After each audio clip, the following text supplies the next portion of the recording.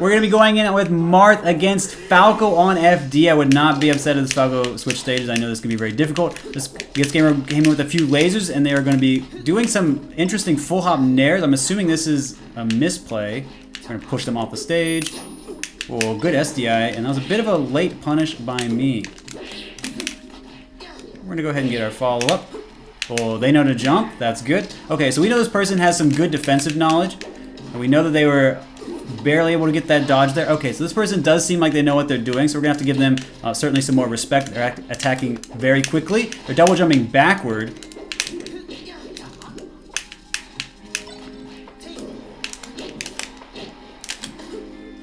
And we're going to go ahead and make sure we push them down. No need for nonsense, no need for fancy forward smashes all the time. We're going to start giving them some respect on the edge. Yeah, so they know that they were dead there. Again, by the edge, they ran off, did that double jump. And so again, look at all these lasers coming out. This Falco knows that you're supposed to use the gun versus Marth, which is good. Moving immediately out of stun, which is great. Ooh, good. But unfortunately, they just, they needed one more up tilt before they could start DIing out, and that was a bit of a lack of knowledge on their part. So again, double jumping against Marth, you're going very high. You're giving him a lot of chance to reposition, so you don't really want to do that. We're hitting our pivots, which is good for us. And you didn't get quite high enough to get the double jump out like before. And we're not going to waste our time with extra hits. We're just going to go ahead and forward smash. And we did catch him actually trying to move away there. So as you can see, the punish did come out really well for us. We're actually going to going in on Pokemon Stadium where the platforms can cancel the punish. He can actually slide off quite a bit.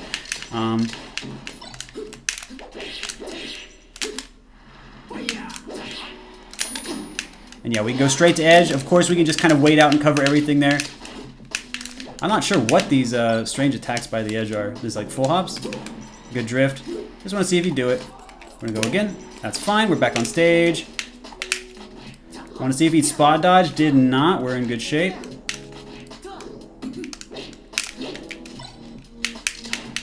Drifted back, which was great on his part. Did full hop, didn't double jump. Gave me something different this time, which was good.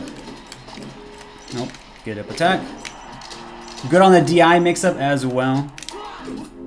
And I'm glad he waited, didn't get mixed up by me coming on stage there.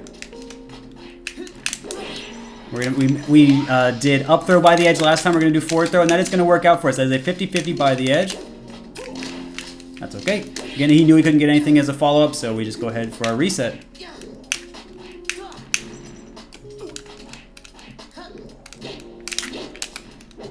Whoops, not sure how that missed.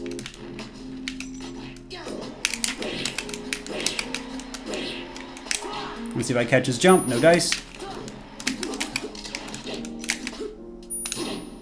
And again, we can just hold down. He needs to go lower to get under my down tilt.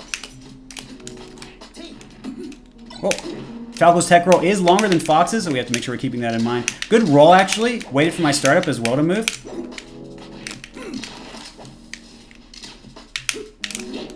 Again, double jumping right there is going to just keep him in a tough spot. Well, this guy really wants to hit me with the up air. That's okay.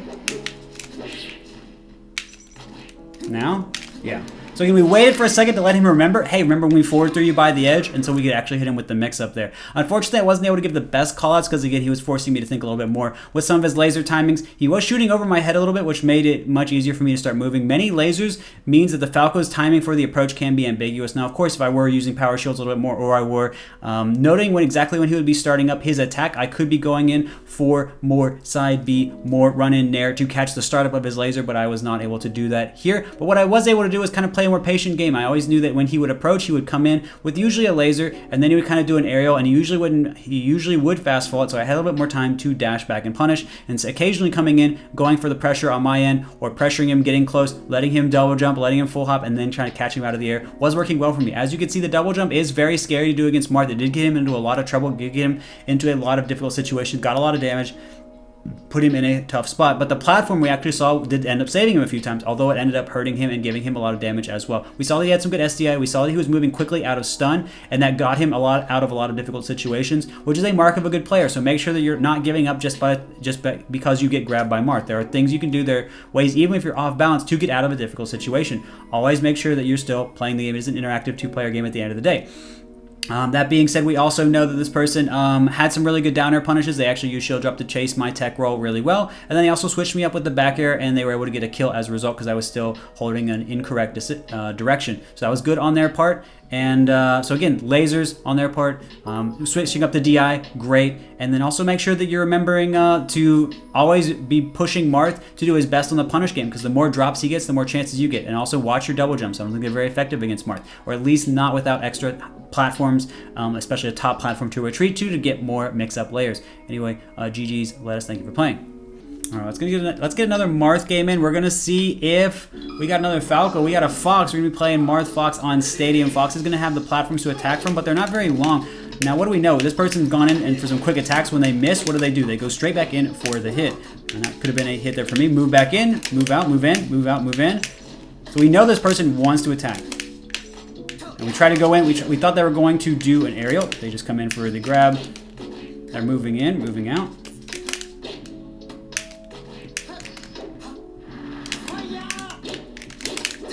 So again, they held in until the last moment, then they finally held out on the forward smash, but by then it's too late. I can get another mix-up there.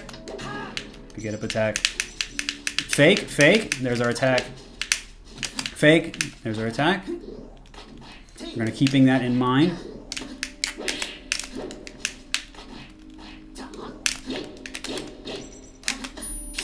Oops, that was an edge. That was not meant. It was supposed to be like a higher jump. Did expect an attack right about there, because again, we know this person is going to be faking a lot. Oops. Whoa. So again, as Marth, what are we trying to do against this player? We're always trying to outrange, right? Because we're not necessarily going to be faster than Fox, but what are we going to be? We're going to be able to outrange him more. So we're always putting him in a spot where we could attack, and we're going to get our grab out. Now, of course, Fox can beat out our grab with plenty of moves.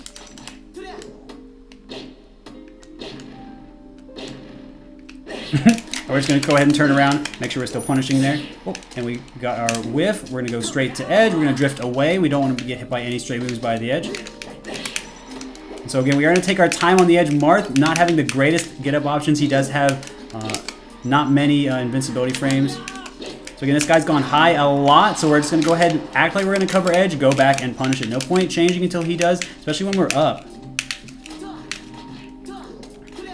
We're going to change up our punish a little bit. There's our get-up attack again. We did call that out before. Maybe a bit of frustration coming out on this player's part. We're going to walk. We're not going to get the punish. Tried to attack that, but of course the percent is too high. Oh, and I held down past the edge, so I just kept falling, and it looked a little bit silly. That's okay. Up throw by the edge is a mix-up with forward throw. It is a 50-50. We're going to go ahead and get another one. It's going to be FD, unfortunately, for this Fox player. This is a hard stage for Fox to play because he doesn't have platforms to mix up his movement on, and he did come in with a running shine. Hasn't done that before, but unfortunately, he did that just a little bit too early. So we're going to go ahead and we're going to get a pummel just so we can get extra damage, so we have to play this difficult percentage against Fox. Well, and they tried to go for the sweet spot, and unfortunately did not work out for them. Now, that could have been a reversal really good in the Fox's favor. It just didn't work out.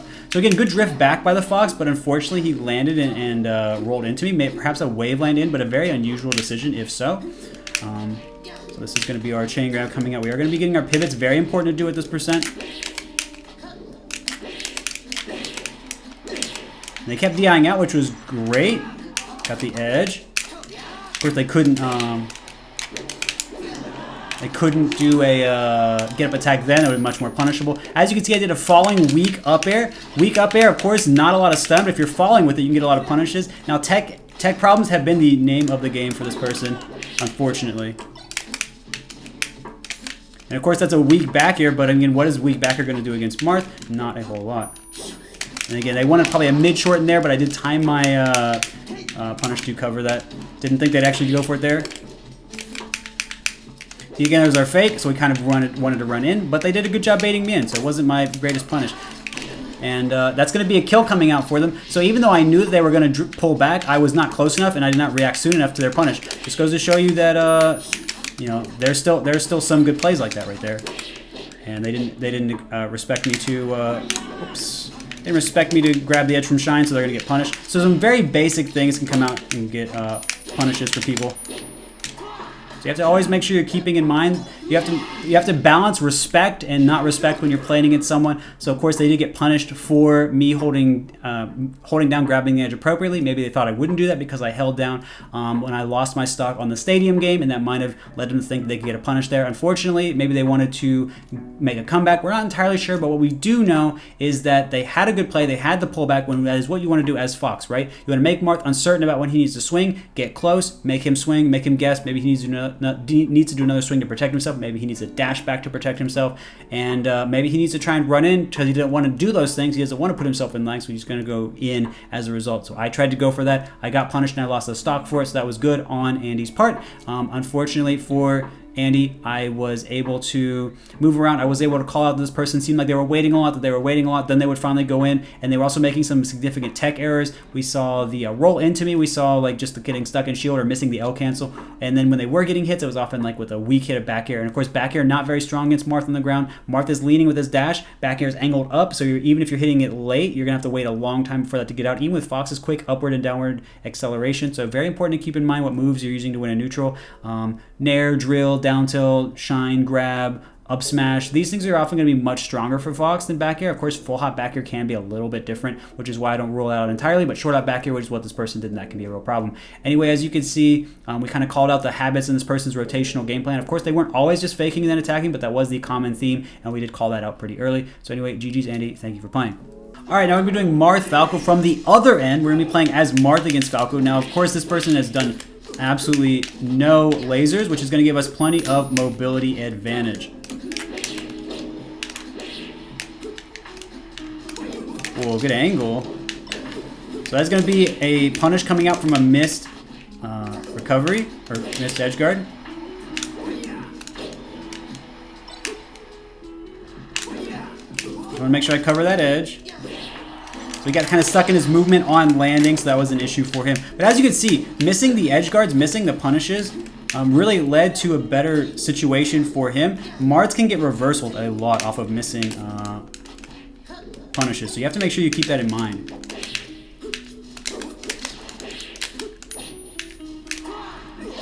Yeah, so nothing much Falco could really do there. Once he's forced to use that B, he is just in a bad situation. We just went for a tech read there. And yeah, that's going to be a frustrating experience for that Falco. So again, I was calling out tech in place. That did seem like that person was just trying to get their moves out very quickly. So again, Falco, if you're not doing lasers, Marth is just going to be able to run all over you and outspace you. So again, lasers are your main tool, your main way to slow down Marth, your main way to condition him and control him and to work your game. And what is your game as Falco? Your game is to get close, use your quick aerials, use your grab game as a mix-up, use your constant hitboxes, whereas Marth has to throw out guesses, arcs, or something like that. His hitbox's arc, for example, his forward air goes from high to low. It is not a constant hitbox. Falco has constant hitboxes. His nair is always out. It is what it is until it is fully gone. And so very important to kind of keep in mind how to use these advantages against Marth. But if you're not using the laser, Marth is going to be able to move quickly. His dash accelerates much quicker than Falco. He leans down. Very easy to dodge. When Marth is hit by a laser, he's standing upright, up straight, much easier to connect with until he's dashing again. So Falco can take advantage of these things. Very important to do so, and unfortunately this person was not able to do that, but just kind of a good reminder what that can look like if that is not applied. Anyway, GG's DD.